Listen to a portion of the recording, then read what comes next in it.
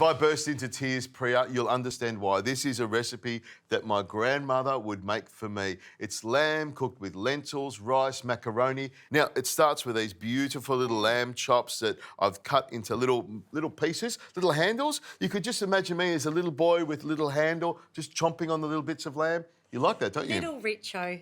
Now, we have to season this up. Now, normally I would put my pepper mill here, but I'll put it on your side. So if you can pass me the pepper mill and a nice amount of salt. We need to season this lamb up because salt loves meat, meat loves salt. We're using Murray River Salt Flakes, Australian company. Apparently, by using this salt, we actually help with the salinity of the Murray River.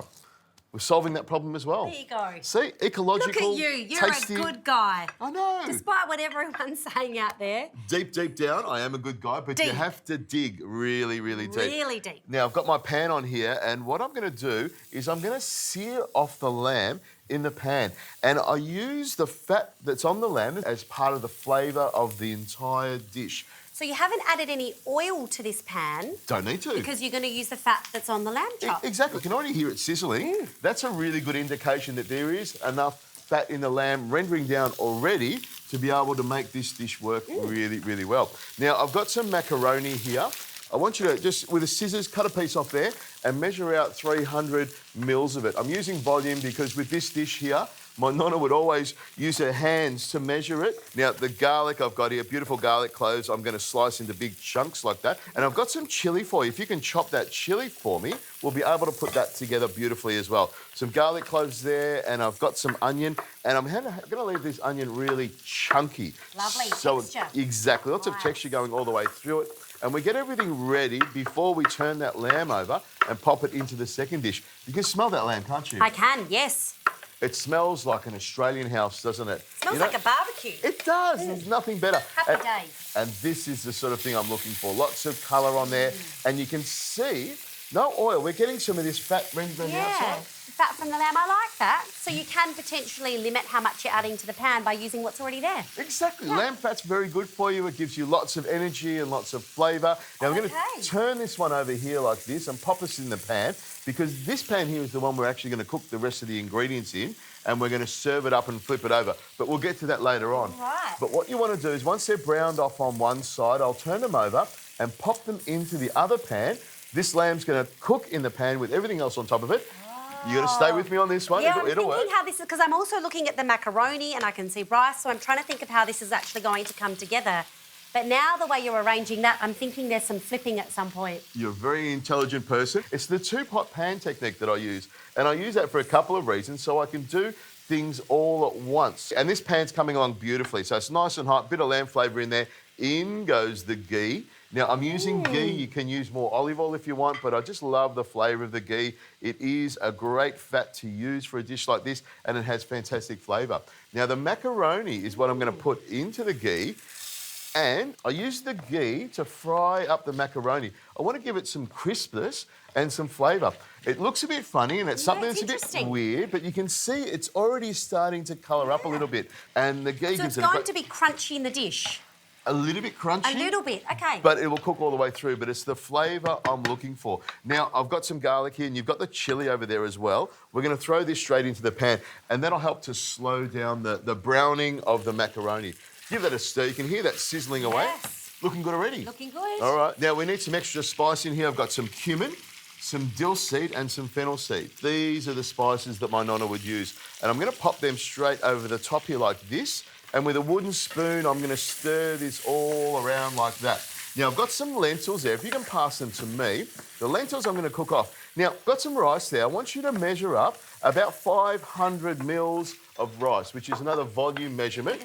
You can use... Interesting. You could say 2 cups. You can use 2 cups. You could. Well, are they American cups or are they metric cups? They're a different thing altogether. Oh, OK, there you go. OK. I am in your domain. I should stay quiet, actually. In goes the lentils.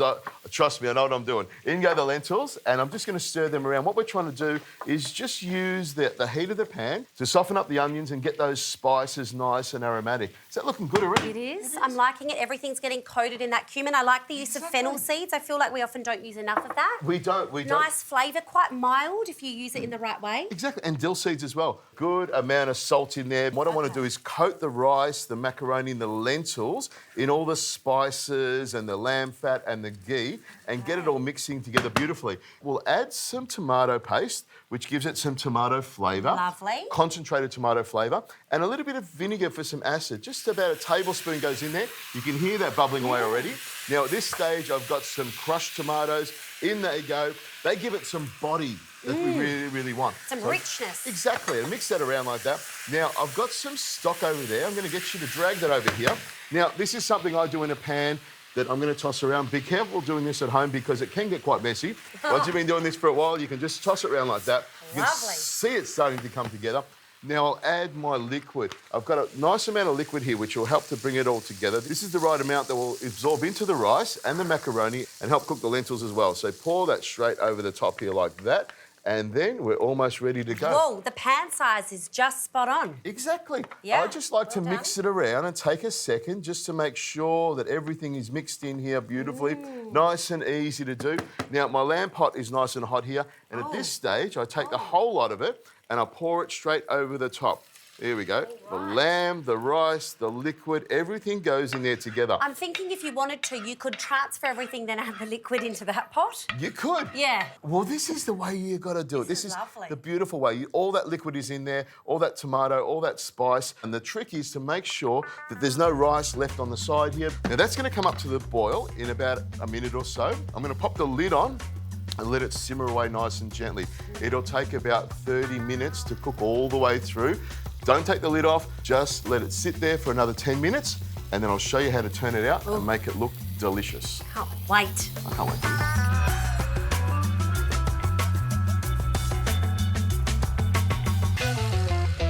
Now take the lid off, have a look at that. Smells fantastic, looks beautiful. Now, my nonna would normally serve it up like that and she would mix the lamb through it. I'm going to try something a little bit wacky here, see if I can make this work. I'll pop a plate and here's a pro tip. Richo pro tip, make sure the plate is a little bit bigger than the actual diameter of the pot. Okay. Very important. If you tip it over and the plate's smaller... It's not going to be pretty. All kinds of crazy stuff can happen. Thumb on there and we just... I'm a bit nervous because this isn't how Nonna would do it. She's watching Adriano going, what's going on here? Adriano, what are you doing like that? What's happening? Okay. Okay, see how we go Here with we this. go. Take that off there and then we'll see if this pot's going to come off without... Holy moly. Look at that.